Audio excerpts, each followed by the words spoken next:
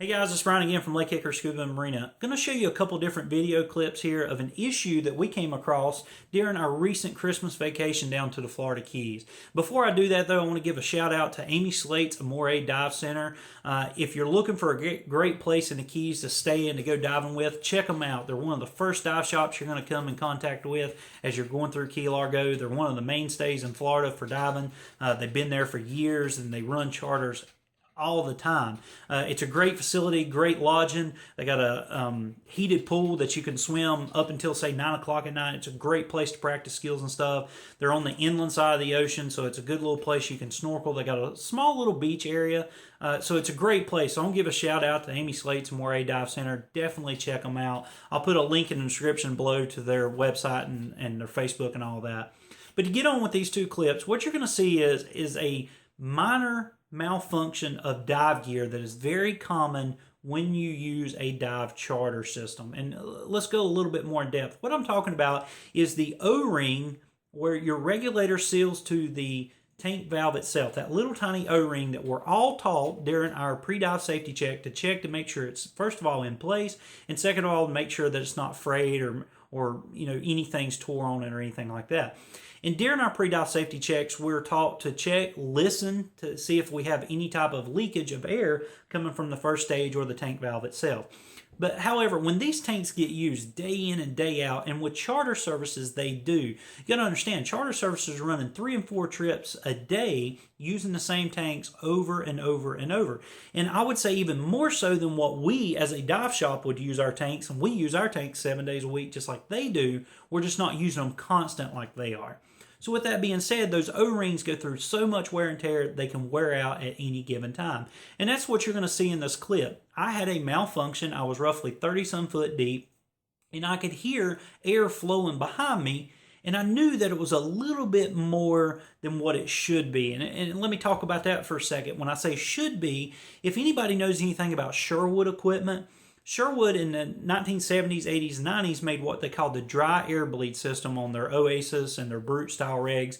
And it was a great system. What it did, it bled off a certain amount of air to, I guess you could say, to keep it balanced if you would, or to keep water out of the first stage because it wasn't a dried sealed first stage. Nowadays with most high performance rigs, most of them are going to be dried sealed first stage, so you're not going to have that problem.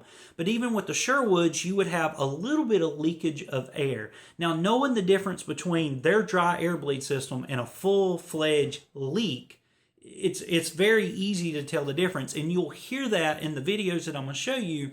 You'll hear that leak and you'll hear it. It's a very distinct airflow sound that you're going to hear. So this happened to me. I was 35 foot deep. I just made my descent. I could hear that something was leaking, and you're actually going to see it from 2 different camera angles.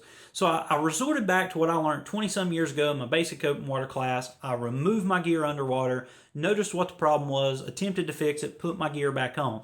Now, anytime that you run across a problem like this, go ahead, stop everything you're doing, think about what's going on, think about how you can fix it, and then act upon it. Just like we do in all emergencies, stop, think, and act. Now, in a situation like this, you really have 2 options. It's not something you're going to be able to fix underwater.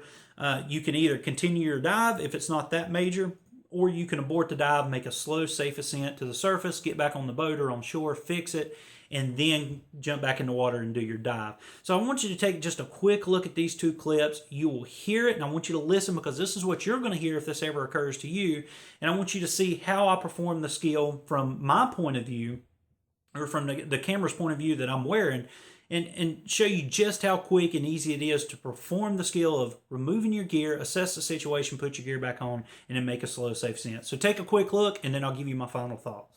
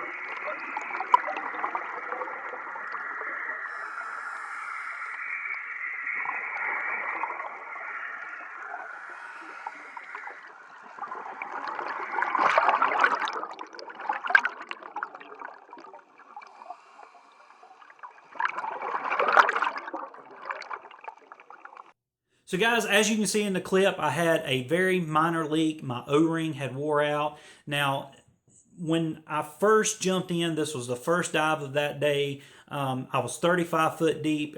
It was right at the beginning of the dive. And I've made enough dives in my lifetime that it's not that big a deal if I have to abort for a few minutes or get out, fix the problem, jump back in. It's not something that I'm wasting my time on. So I made a good, slow, safe ascent to the surface, aborted the boat, fixed the O-ring or put a new O-ring in it, reseated my first stage, did another pre-dive safety check, and then jumped back in. I probably was out of the water maybe 5 minutes total, so it wasn't like I missed a lot of my dive time. And it's something that I did want to fix. Remember, a minor problem can become a major emergency if you don't take care of it. But it's something that you're going to have to assess. Remember your basic skills anytime something happens. Stop everything you're doing. Think about what's going on and what needs to be going on, and then act upon it. And that's exactly what I did. I stopped my dive at that point. I removed my equipment. I assessed it, determined I could not fix the problem while underwater. I re-doned my equipment, made a slow, safe ascent, and then I acted upon it by getting out of the water, aborting that dive, fixing the problem, and then after I had my gear reassembled and rechecked, I was able to get back in the water and continue on my dive. So guys, I just want you to be good, safe divers out there. Always make sure you stop, think, and act during any problems, no matter if it's a minor problem or a major emergency.